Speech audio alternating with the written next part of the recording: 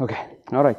So we're going to continue our discussion on support vector machines today. So these are a type of classifier. They're still linear, just like logistic regression and perceptrons. They fall under the family of maximum margin classifiers, right? So I was talking about it last time. So let's first try to understand it more geometrically, right? So you might have heard me saying things like the equation of a line, right? So what is it? So I often draw things like this, right? So I say here's my data in 2 dimensions. So what we are saying is that data has 2 features or 2 attributes. One is x1, one is x2, and then you have data points, right? And what we want to do is, let's say you have 2 types of points. These are circles and some triangles. And right now we are talking about a case where the data is linearly separable, which means that you can draw a line between them, right? Later we'll graduate this to extend it to a case where you cannot draw a line and then you want to draw the closest possible line. And then later on, we are going to extend it to the case where instead of line, we want to draw curves, right? But today, we are going to look at the simplest case where you have 2 types of data points and they are linearly separable, right? And last time we talked about that there are infinite possible lines that you can draw, right? And we want to draw a line. In the case of maximum margin classifiers, we want to draw a line that not only separates the 2 types of points, but also maximizes the margin between them. So we'll sort of make the notion of a margin a little more concrete later on, but the general intuitive sense is that if I had drawn a line like this, right, this is also fine because its training error will be 0. But the issue is that when you're testing it, when you're trying to compute the generalization error, right, on unseen data, then there is a chance that there could be a triangle over here, and you would make a mistake on that. Same way if you draw a line over here, right? But if you draw a line which goes right through the middle of this no point zone, this empty zone, right, then you could be assured that even if we had not seen data points here in the training data, you would still perform okay. You wouldn't make any testing errors, right? So that is the idea. That is the whole idea behind the notion of this maximum margin. And it turns out that the other 2 linear classifiers that we have looked at, which are logistic regression and perceptron, they do not explicitly try to maximize this margin, right? All they want to do is try to fit a line that has either 0 training error in separable case or minimum training error in the non-separable case. But there are a class of methods, including support vector machines that we are looking at today, which explicitly try to maximize this margin. All right. So first, let us do some geometry recap for us. So when we are going to express a line in this form: W transpose X plus B equal to 0. Of course, which means that W is a vector. So if I assume that X is 2-dimensional for X in R2, which means that X is x1 comma x2, right?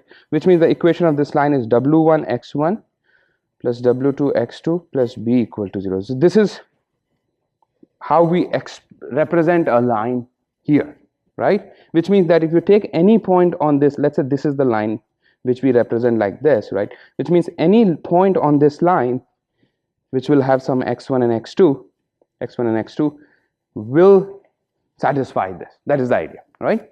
And then the way we use it for classification is that any points that's on one side, this value will be less than 0, and anything that's on the other side, it will be greater than 0. So we'll look at it a little more detail. All right. Now in geometry, if you remember, right, we typically represent a line. Now let's go back here. So here there are 3 parameters for this line, right? But we all know that to represent a line, we just need 2 parameters, right? So in geometry, you might have seen equations like this, that x2 is some mx1 plus c, right? Remember this? So m denotes the slope of the line and c denotes the intercept. So the point at which this line cuts the second axis, right? I mean, in geometry we usually say y equal to mx plus c, but here we are saying it's x1 and x2, but the idea is the same, which means that this is not really a unique equation of a line, right? If I say 2w1 x1 plus 2w2 x2 plus 2b equal to 0, that is also the same line. Yeah, so remember that. So this is how we are going to express our decision boundary, right? And we often call it the line, but it is not the unique equation of the line. But for our discussion, we'll assume that this is how it is, right? So how do we, so of course you can turn these things around. You can say that x2 is actually minus w1 over w2 x1 minus b over w2, right? So if I just rearrange these terms, which means that this term actually corresponds to the slope and this term corresponds to the intercept, right? So that is what that is how you can sort of understand it geometrically, right? Another thing that you can notice is that if let's say this is the line, right? So if you look at a normal unit vector, a vector that is perpendicular to this line and of length 1, right? So this vector actually will be w, so let's call this some vector. I'm going to call it a unit vector u, right? So in vector geometry we denote a unit vector with a triangle on top, so which means that its magnitude is 1. So u actually will be just w, and I'm going to put it just so that we know we are talking about vector geometry, and it's L2 norm, right? Or you can also write it as w divided by under root w1 square plus w2 square, right? So geometrically what this expression indicates is that this, if there is a unit vector, right, then that unit vector will be written as this. All right, so in my notes what I do is, instead of putting an arrow on top, sometimes I just leave it as a bold w, so don't get confused. It's just a vector, right? So vector over this thing. Now let's see, what does this b mean, right? So what b would mean is that let's draw it again. So let's say this is my line, right, and we represent this line with this equation, which is w transpose x plus b equal to 0, or w1 x1 w2 x2 plus b, same thing, right? So this is my unit vector, right? Now let's look at a parallel line here, right? Let's look at a line that is parallel to this line, but it goes through the origin. All right, so for this line, any point on this line will be w transpose x equal to 0, right, because it passes through the origin. So if I take any point here, and so let's take a point that is on this original line, let's call it x, right? So geometrically you can denote this x as this vector, right?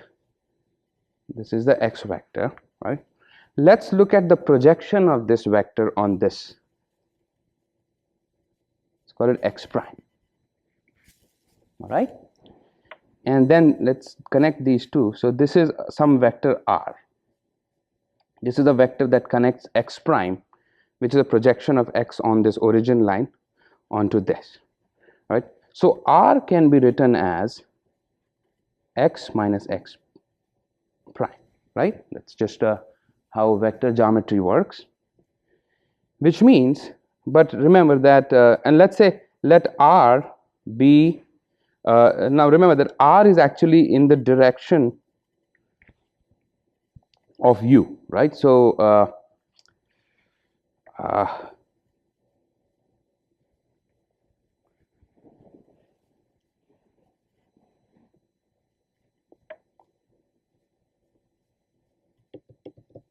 all right, I'm going to redraw it, sorry, just this little confusing.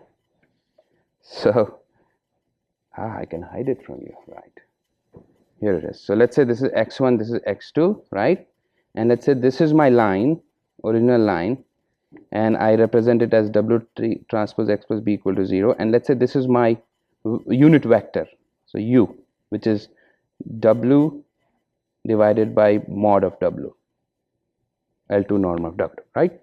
And what I do is I draw a line like this parallel to this, right?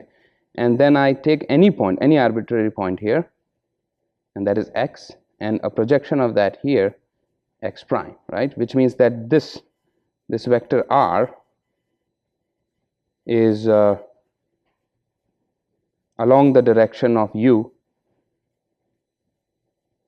with, so r can be written as some scalar value, some gamma times u, or equal to gamma times w over mod of w, right? So we don't know what that gamma is, but we are assuming that r can be written as some gamma times this, right? Now we also know that r is this, right? Which means that this gamma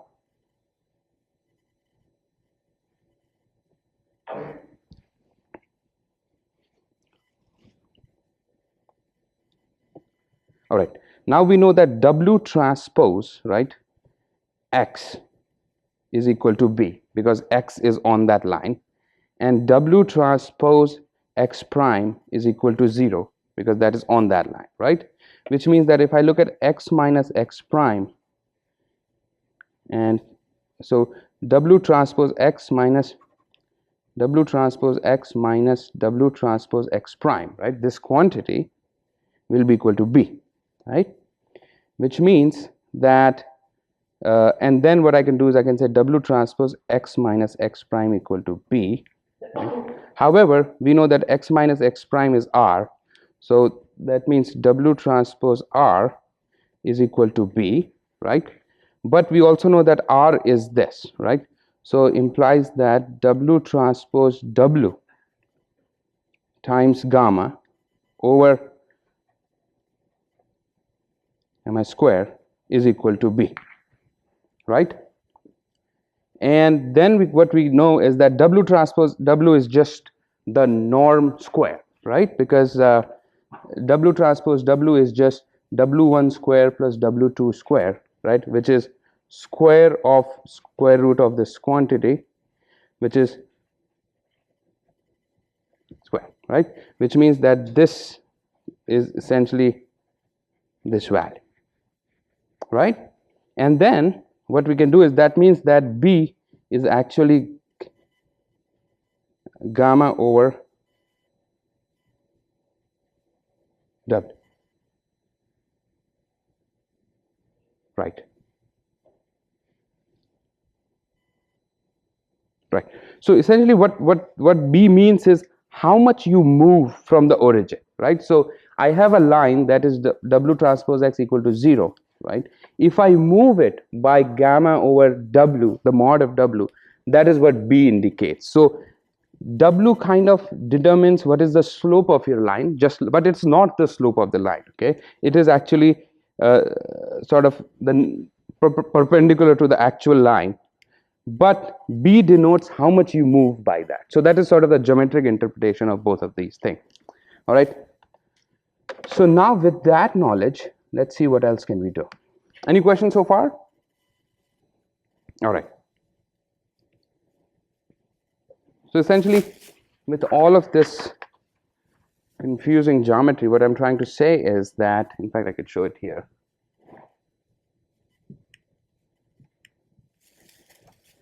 is that if you consider this as your w transpose x plus b equal to 0, right, then minus b over the magnitude of that vector w is how far you are from the origin, right?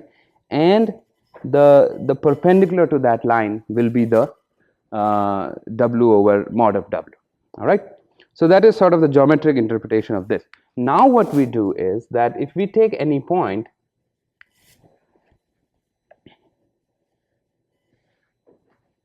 let's say this is my line, right? So, and this is the unit vector, which is w over mod of w. So any point that is on this side of the line, right? So any point here, circle, and let's say this point here. So when you go back, you can try this out. But if you take this point, right, and let's say this is the vector that connects that point, if you try to compute this, how far it is from, geometrically, how far it is from this line, it will be positive. The magnitude of that will be positive because it will be in the direction of this w, right? Because it's on this side. So some points there will be some points such that their direction, the vector connecting the hyperplane or this line to that point, that perpendicular vector, it will be positive. It will have a positive slope because you're going in the direction of this unit vector. And there will be some points for which this will be negative because you're going away from that, right? So which means that we can now apply a simple decision rule, which is if W transpose X plus B is greater than 0, then we'll call it positive. Else, if W transpose X plus B is less than 0, we'll call it negative. So this is Y, which is our label, is 1, otherwise it will be minus 1. And if it is on the surface, then it will be 0, right? So if W transpose X plus B equal to 0, that means that X is right on the line. Then we don't know what it is. Then it is up to us. We can either call it positive or negative, right? Here is the idea. All right. Now let's talk about the notion of maximum margin, right? So the idea is that, let's say you have two types of points, circles and triangles. So the way we define the margin is that first we define the slope, all right? Let's say we have the slope. So what we do is we first draw a line that goes through the origin with that slope, because slope will be fixed, right? Then we start moving it in either direction, right? We'll move it up a little bit, so it will be parallel to this, so we know how to move it. We just sort of shift it up, up, up, up, up, and here we'll keep shifting it down. And whenever we hit a point on either side, right? Maybe we'll hit a circle first, or maybe we'll hit a triangle first, or maybe we'll hit both at the same time. We don't know, right? But whichever we hit, that's where we stop. We say, hey, this is my one margin, because after that, I will start making mistakes. And then I draw a symmetric line over here with the same distance. So whatever, how much ever you moved here, same distance here. And then the line that is on the middle of it, right, it need not go through the origin, of course, will be my, this will be my decision boundary. So I'll call this my W transpose X plus B equal to 0. This will be W transpose X plus B equal to 1. And this will be W transpose X plus B equal to minus 1. So I define these as my boundaries, okay? So that's how I want to come up with the margin as well as the decision boundary. And now what I want to do is, I want to find the W and B such that this whole distance is maximized. All right, there will be a problem in gradients which will let you sort of understand a little more. So let's try to understand it one more time, right? So let's say these are all my circles and these are my triangles, right? So essentially what we do is, let's say these are my, so first I say let's try a W, right? Any W, and let's try to fit a line, draw the line that goes through the origin with that W. Then I start moving up and down, right? So with some increment, I keep going up, and I'll see that, hey, at this point, I hit a positive point. So this will be my one side margin, okay? And then I'm going to rescale my W and B so that the equation of this line is like this, right? Remember that if W transpose X plus B equal to something is a line, then you can always multiply it with some constant, it will be the same line. So I basically adjust my weight such that this is the equation of my line, right? And then I look at a line that's opposite to this. So, and this will be W transpose X plus B equal to minus 1. This will be my other side of the line. And then the line that goes right through the middle of it, which need not go through the origin. Somehow, every time I draw it goes through that. But this W transpose X plus B equal to 0 will be my decision boundary. All right, so this is how the whole process works. So we want to find W and B. So now the margin is defined as this distance between the one on the left and one on the right. All right, and what you will see is that the length of this margin is actually going to be, so we call it the size of the margin. So the size of the margin is this distance. Okay, and this is going to be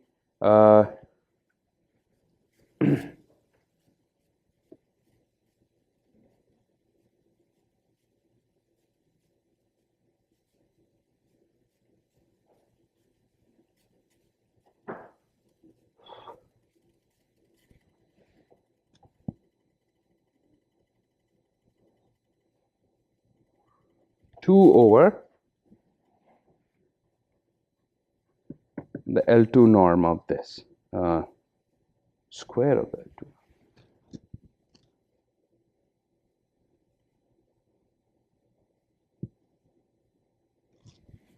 Right, 2 over the L2 norm. So this will be the size of the margin, which is how much they are separated by. So you can geometrically derive it, all right? So the way we derive it is like this. So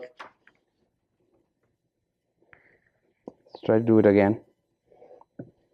So let's say this is my main line, right? This is my decision boundary. And let's say this is my margin on one side. And let's say this is the margin on other side, right? So this is my unit vector that goes in this direction. Oh, you can't see that. All right, so this is my main boundary. I call this W transpose X plus B equal to 0. This is my the one side margin. I call it W transpose X plus B equal to 1. And this is the other side, W transpose X plus B equal to minus 1, right? And this is the unit vector. Of course, the equation of this unit vector is just W over the mod of W, right? So what you can see now is that if you take any point here, X, right? And this is the vector that connects X. And let's say and take any point on this, let's call it X prime, right? Which is a projection of this. So that means this vector is a perpendicular angle, right?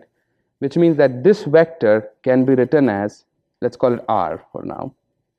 So R is nothing but some gamma. Let's call this magnitude gamma times this unit vector, right? Because we know which direction it is and we don't know the magnitude, so we'll call it gamma, right? So this is my R. But since we know that R is nothing but X minus X prime in vector notation, right? Which means that W transpose R is W transpose X minus W transpose X prime, right?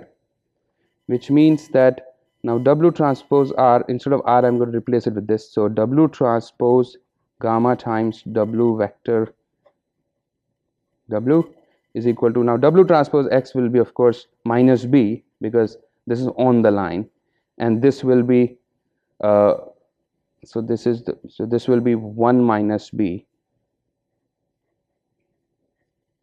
right? And so gamma times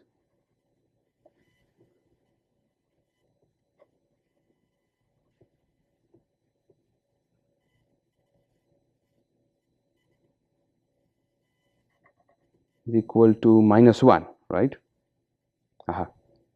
And then gamma will be, now this is actually just square of this, so this will be gamma times just the magnitude is equal to minus 1, and gamma will be minus 1 over this, right? And now if you derive the same quantity for this side, you will see that this length will also be 1 over gamma, and then when you add it up, I don't know why there is a minus sign, it should be plus somewhere. The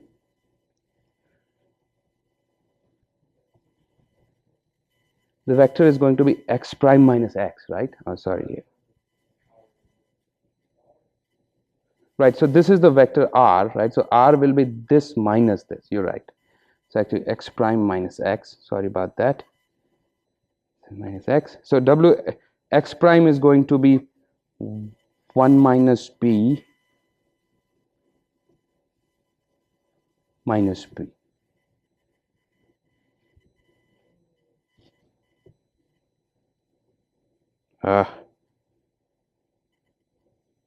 Right, 1 minus B plus B, sorry, plus minus B, sorry. right? Because W transpose X plus B equal to 0. So W transpose X is minus B. I'm sorry, right? So we'll put minus B here, so it becomes plus. So this is going to be 1 actually, right? Sorry about that. So this margin is going to be 1 over W, all right? So now you can repeat the same process here. We can say, hey, let's take another point here, which is X. It could be another X, and this is X prime, and then do the same thing. So this will be a vector that connects this X and vector this, and you follow the same process, and you'll see that the magnitude of this vector is again going to be 1 over W, which is symmetric, right? Because that's how we created this margin. So we kept it symmetric, which means that the size of the margin is 2 times gamma, right? Gamma plus gamma, which is equal to 2 over W. All right. So now the task has become this. We want to find a line, which means we want to find W and B, which not only separate the two types of points, which means that all the points, so we want to learn this W and B such that for all points for which for which y, so for all points xi in the training data for which yi is plus 1, right, we want W transpose xi plus b to be greater than 0, right? And for all points xi for which wi is minus 1, we want W transpose xi plus b is less than 0, right? And 2 over W is as large as possible. This is an extra condition, right? What these two conditions are ensuring is that you have 0 training error, which means that things that are positive are on the positive side, negative on the negative side. But this is the extra condition that support vector machines bring in, is that you want to also maximize this margin, right? This can be concisely written as, for any point we want yi times W transpose xi plus b to be greater than 0, right? Because if yi is negative, then we want this also to be negative so that this is greater than 0. If yi is positive, we want this quantity to be positive so that it is greater than 0. But so that's the mathematical expression, all right? So now the question becomes, how do we learn this? Because we don't know how to learn this in the same way as we did it for logistic regression or perceptrons, because there we were not worrying about this size of the margin at all, right? So this is what we are going to talk about today. But before that, any questions? Yes, go ahead.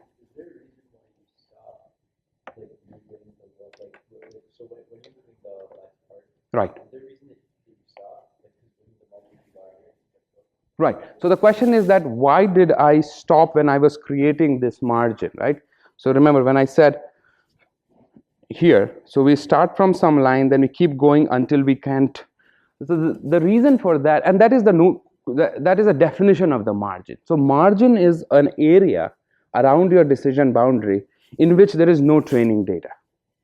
So we not only want to draw a line which separates the 2 points, but we also want to have some gap there where there is nothing, and then later on we'll relax it. So this is under the assumption that the data is linearly separable. Yes, go ahead. Why did you stop, wouldn't your margin be larger if, say, in that bottom example, if extending that other line? Oh, I see. I got it. So because what we also want the margin to be is symmetric. We want this margin to be symmetric around the decision boundary, right? So we basically stop at whichever stops at first. But what we actually, that's what I didn't discuss, is that this is not a good margin, because here what has happened is that this we kind of stop, but there is some space here. That's your question, right? Why didn't we go further? So what this support vector machine tries to do is it tries to figure out a line such that it can go the most, and that would be right in the middle, right? Because that's true. So this is definitely a valid margin, because This is a margin inside which there are no points, right? But this is not the best margin, and that is actually what support vector machine will try to maximize, is that it wants to extend it so that there is no space left at all. So that would be the ideal condition, but this is just an example. This is not a good answer. The answer would be the one that you're expecting. All right, any other questions? Yes, go ahead.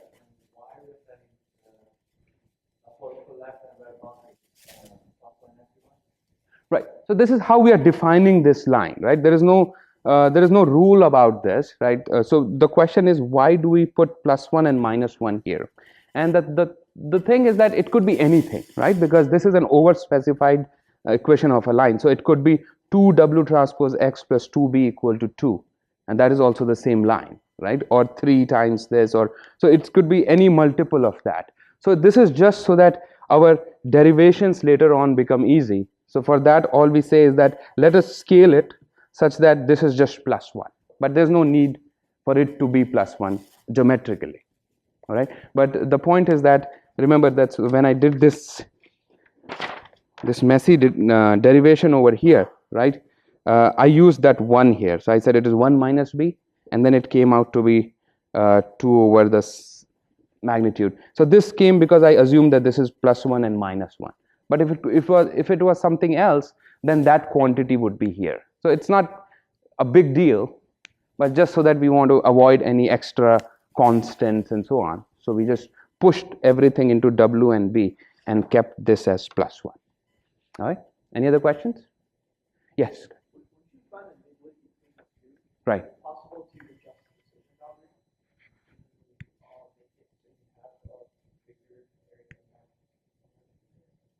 Yeah, I mean, the point is that, I mean, this is just how we draw it, but in reality, what will happen is that, let me rephrase it. So,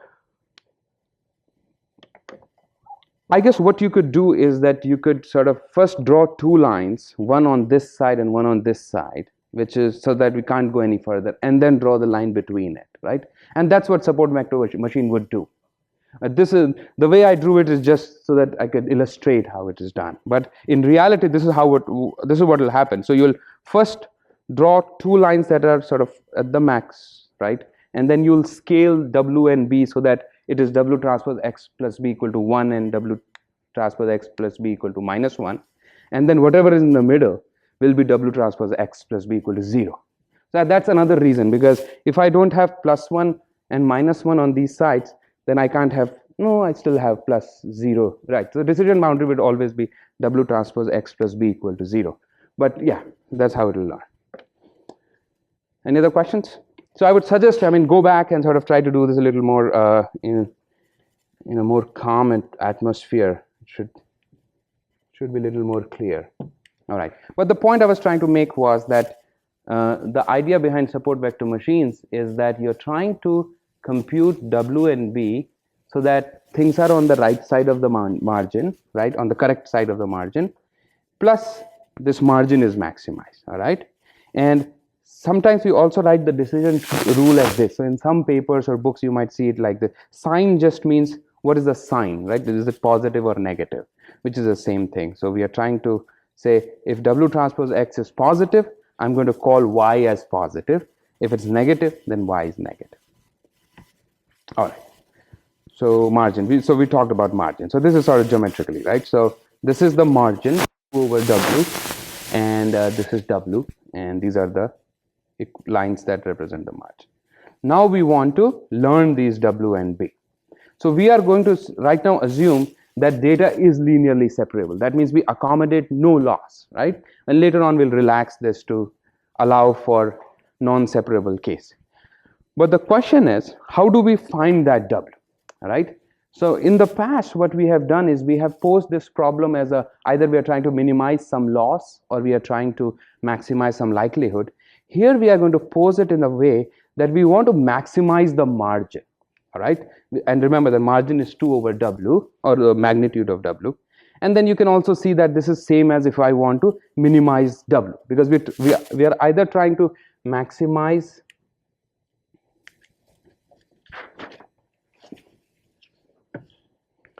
So optimization, right? That's what we want to do. So maximize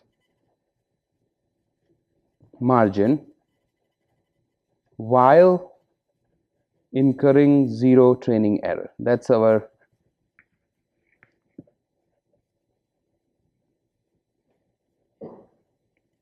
optimization criteria in simple words, but mathematically, which means that we want to maximize 2 over W, right, with zero loss, and I'll bring that later, right, which is equivalent to saying minimize W. I flipped it, right, with zero loss. And just so that we are able to do it more gracefully, I'm going to call this, I'm going to make it a square. Minimize square, because we know how to take derivatives of squares, right? So that's easy, which is same as saying minimize W transpose W by 2 with zero loss, right? These jumps are because this one would be what? This would be minimize under root, if it is a two-dimensional thing, right, by 2, right? But we don't like to take derivatives of square roots and stuff. So instead of that, we'll say minimize W1 square plus W2 square by 2. This is easier to do. We can compute the derivatives of these. So that's just a simple thing. So this is what the optimization criteria is, right? So one thing you will notice here is that we are trying to minimize something, which is something we have done before, but we have some constraints here. So these are additional constraints. So we want a W that is small.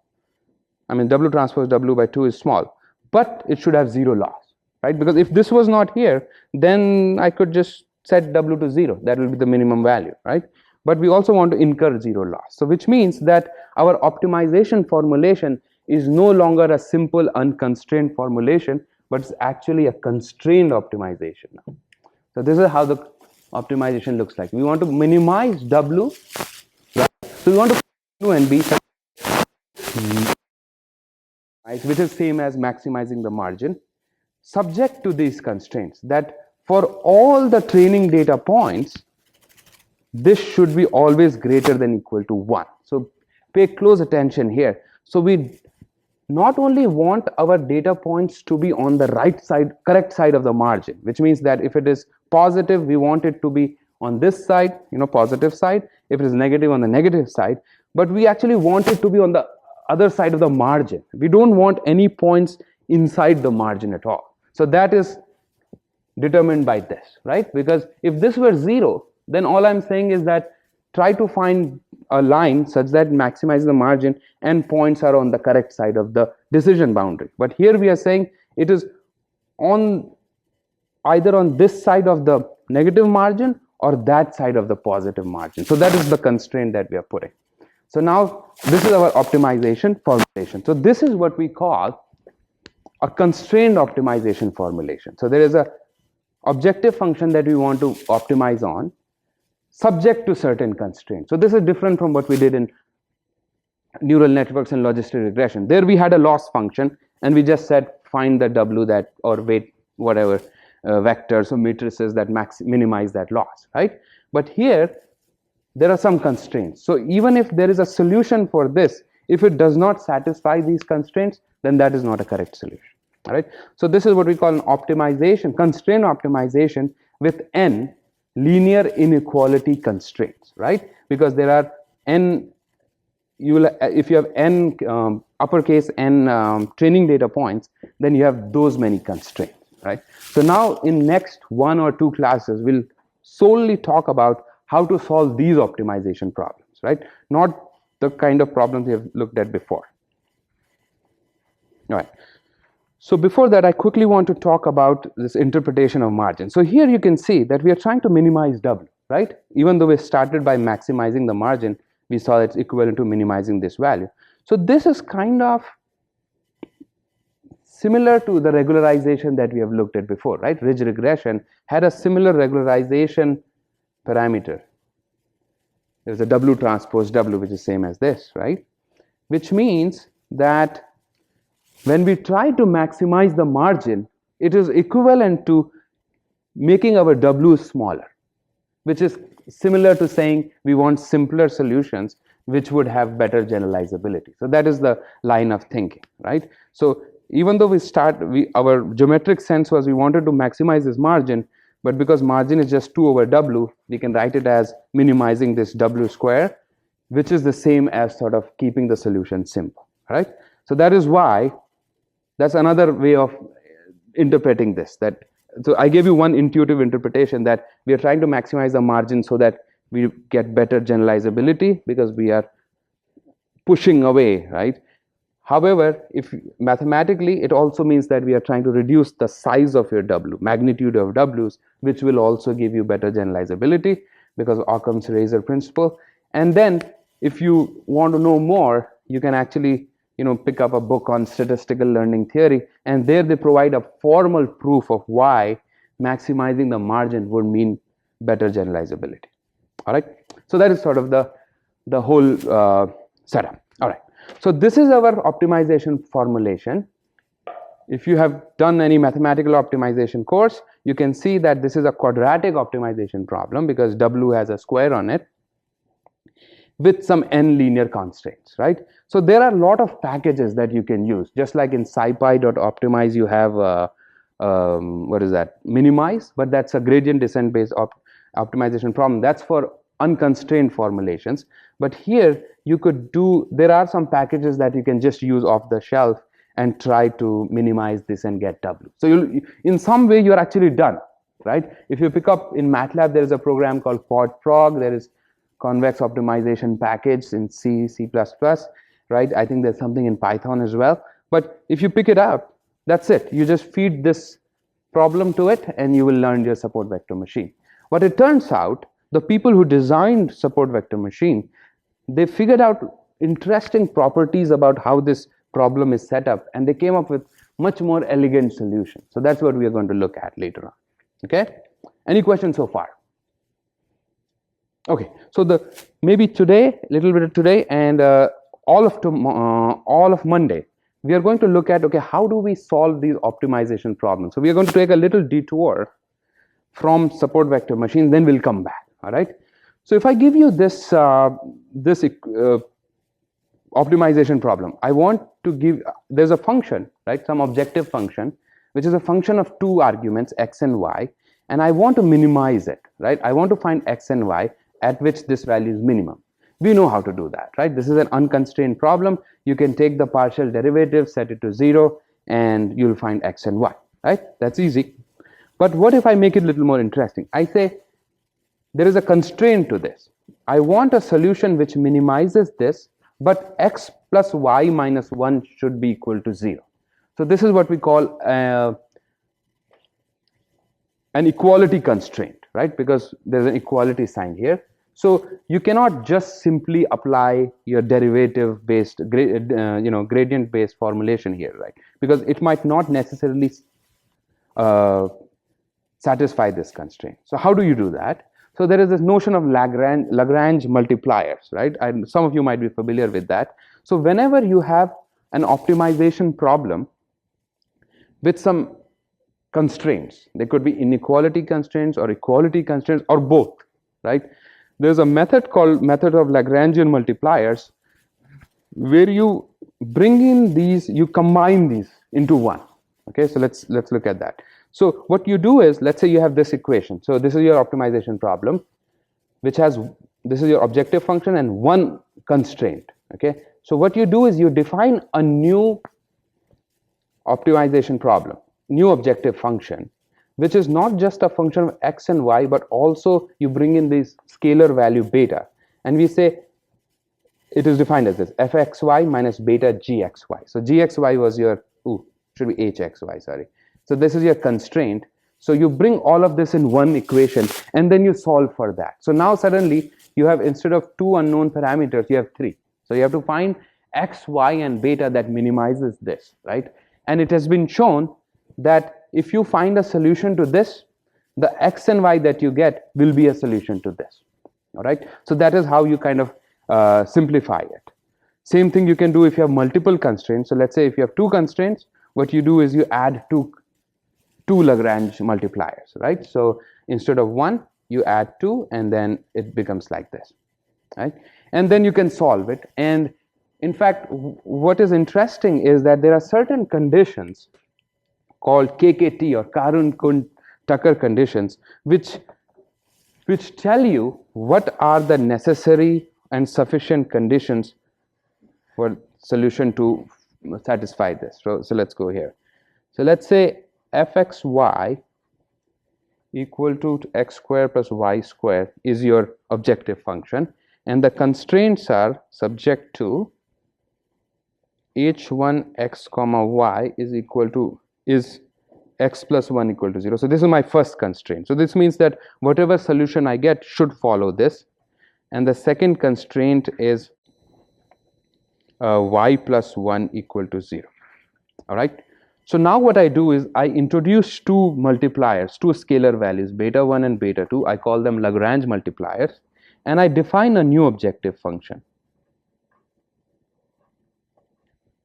Okay, is equal to the original function x square plus y square plus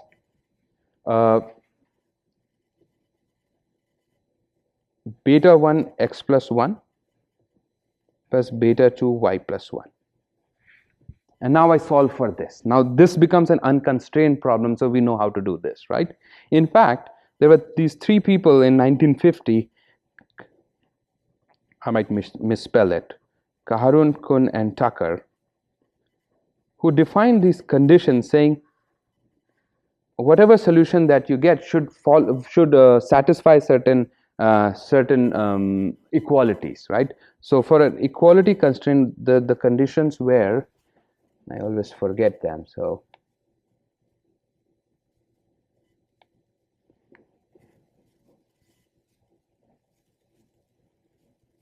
right.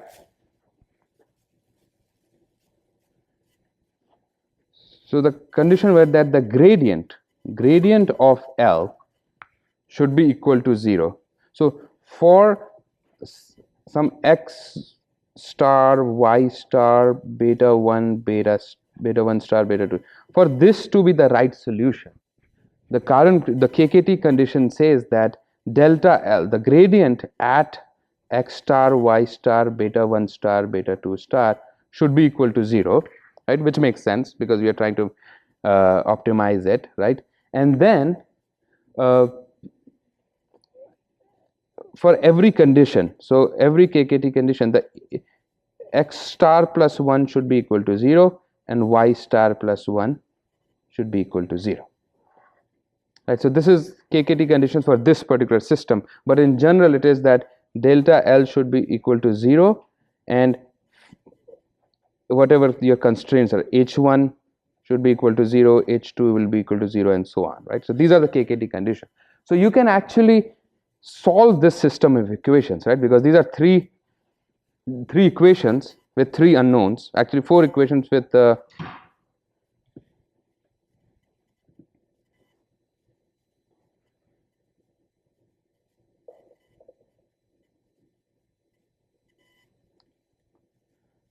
right. So you can either solve this, which you can do because this is an unconstrained optimization problem, or you can solve this system of equations and find these, right? So for equality constraints, it turns out that KKT conditions go both ways. They tell you what is the sufficient necessary condition for this to be the solution, which means that it should satisfy all of these equations.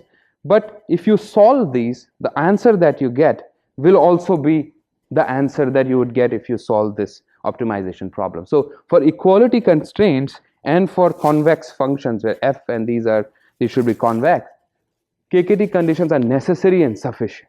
All right, but what happens is that you can also apply it when the constraints are inequality. Right, so inequality constraints are a little more interesting, right? Equality are easy. Basically, you turn it into this kind of a function and then you can optimize for it. Inequality conditions, however, look like this. So this is some objective function, and then this is an inequality constraint, right? You want your x square minus 1 to be greater than 0. So to handle that, it's the similar formulation. You now specify some new Lagrange multipliers, right? So you bring, we'll call them alpha. So whenever there are equality constraints, I'm going to use a beta Lagrangian, but if it's a inequality constraint, I'm going to use an alpha Lagrangian, all right? And then we define a new Lagrangian function like this, very similar to equality case, and now we try to solve for this, right? So this is how we turn a constrained optimization into an unconstrained optimization, all right?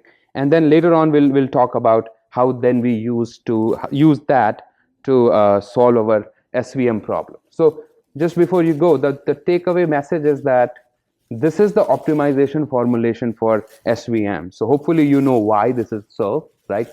So on our discussion before, but there are constraints here, which means that we cannot do a simple minimization here. So this is posed as a optimization problem, and then there are off-the-shelf packages to do this. However, instead of using those, there are better ways to solve it as well, and those go through this route of Lagrangian methods, where you turn a constrained optimization problem into an unconstrained optimization problem by bringing in some Lagrangians, right, and then solving for that. And then what we will see is how to do this exactly for the support vector machine case. So in support vector machine case, actually we do not have any equality constraints, we just have a inequality constraint, so we'll just use those Lagrangians. All right, any questions so far? Okay, so on Monday we'll sort of revisit this a little bit and then go from there. Thank you very much.